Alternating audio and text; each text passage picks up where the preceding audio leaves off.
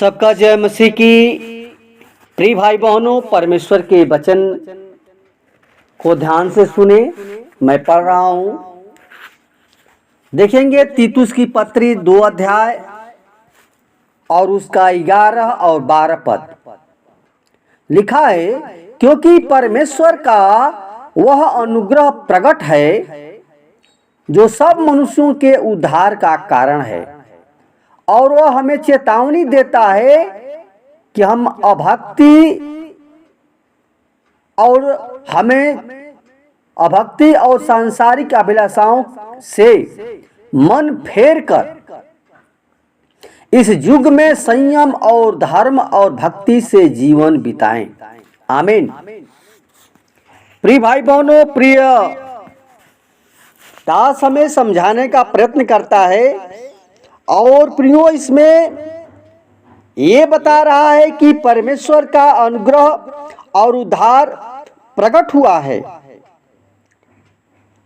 और हमें संसार की अभिलाषाओं से दूर होकर के संयम, सबसे प्रियो संयम। जैसे डॉक्टर बोलता है संयम क्या है।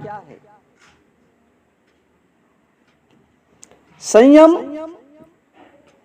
डॉक्टर बोलता है कि आप शुगर हुआ है, आपको चावल नहीं खाना है, आपको चीनी नहीं खाना है, जैसे कि सब कुछ बोलता है कि नहीं खाना है। ये जो संयम करेगा वो जीवन पाएगा, अन्यथा सबसे बड़ी चीज संयम है। और जैसा कि आज सांसारिक पिता चाहता है कि उसका पुत्र इस संसार में सुख शांति और समृद्धिशाली जीवन व्यतीत करे, हर एक पिता चाहता है। ऐसे ही हमारा आत्मिक पिता जो स्वर्गीय पिता है और उसकी हार्दिक अभिलाषा है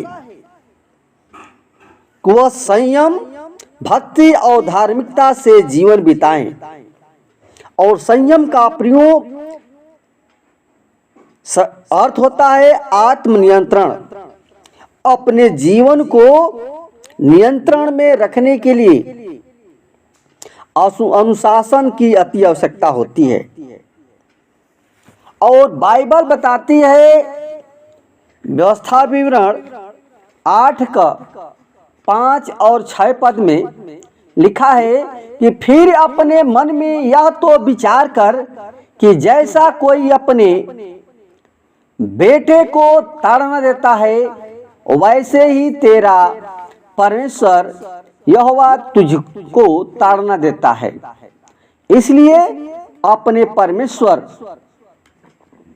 यहोवा की आज्ञाओं का पालन करते हुए उसके मार्गों पर चलना और उसका भय मानते रहना, यही प्रियो सबसे हमारा धार्मिकता है, यही जीवन है। प्रियो, जब पिता परमेश्वर का इकलौता पुत्र यीशु मसीह क्रूस पर टंगा हुआ असहनीय पीड़ा को सह रहा था, तो उसे पिता परमेश्वर ने स्वयं अनुशासित कर और नियंत्रित करते हुए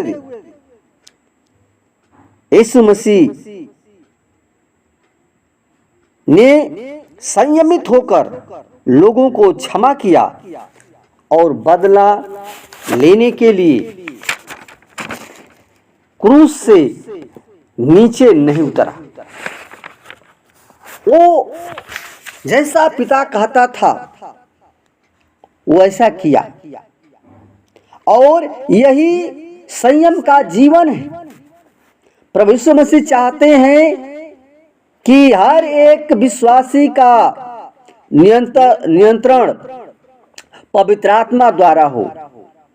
जो बाइबल सिखाती है कि परमेश्वर ने हमें भीरुता का नहीं परंतु सामर्थ, प्रेम और संयम का आत्मा दिया है।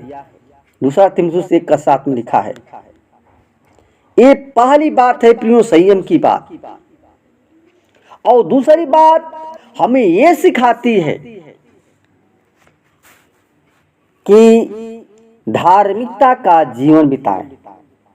प्रियो, धार्मिकता एक ऐसा वस्त्र है जो यीशु मसीह के द्वारा, उस लहू के द्वारा साफ किया हुआ है, जो हमारे शरीर का नंगापन यानी लज्जा को ढांप देता है। और धार्मिकता तो केवल यीशु मसीह पर विश्वास करने से मिलती है।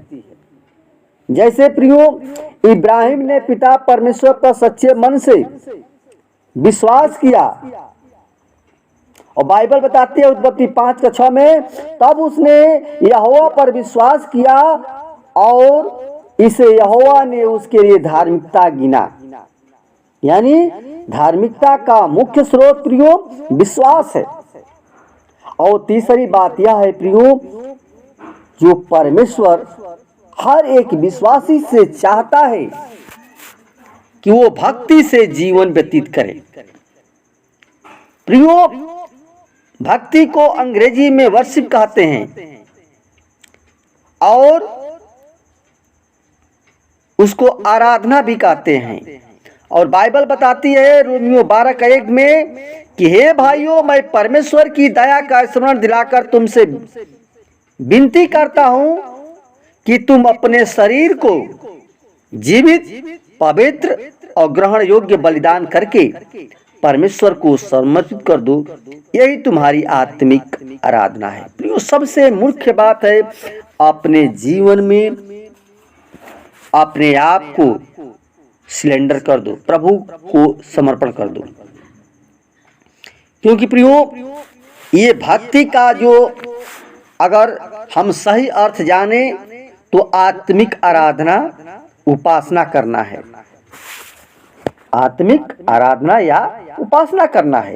क्योंकि प्रियो, परमेश्वर चाहता है कि उसके भक्त या आराधक सच्चे मन से उसकी भक्ति करें। और उसका वचन कहता है परमेश्वर आत्मा है और अवश्य है कि उसके आराधक आत्मा और सच्चाई से उसकी आराधना करें। प्रियो, पिता परमेश्वर को ऐसी भक्ति ग्रहण योग्य होती है जो निष्कपट मन, सच्चाई, पवित्रता और उसके भय में की जाती है, और पापों से भरे मन से उसकी भक्ति नहीं कर सकते हैं। क्योंकि वह पाप, बुराई, झूठ से घृणा करता है। इब्रानियों 12:28 में लिखा है, तो आओ हम कृतज्ञ होकर आदर और भय सहित परमेश्वर की ऐसी उपासना करें जो उसे ग्रहण योग्य हो। इसलिए प्रियो, परमेश्वर हमारा महान परमेश्वर है। वो जीवन देने के लिए, जीवन को हमें बचाने के लिए स्वर्ग का सिंहासन छोड़कर पृथ्वी पर मनुष्य का उद्धार किया। इसलिए उसको जीवन को समर्पण करें और संयमी बने, भक्ति करें, आराधक बने, सच्चे मन से, सच्चे हृदय से परमेश्वर को पुकारेंगे। प्रिय परमेश्वर आपकी हर आवश्यकता को पूरा करेगा। धन्यवाद। वचन के द्वारा परमेश्वर को आमीन।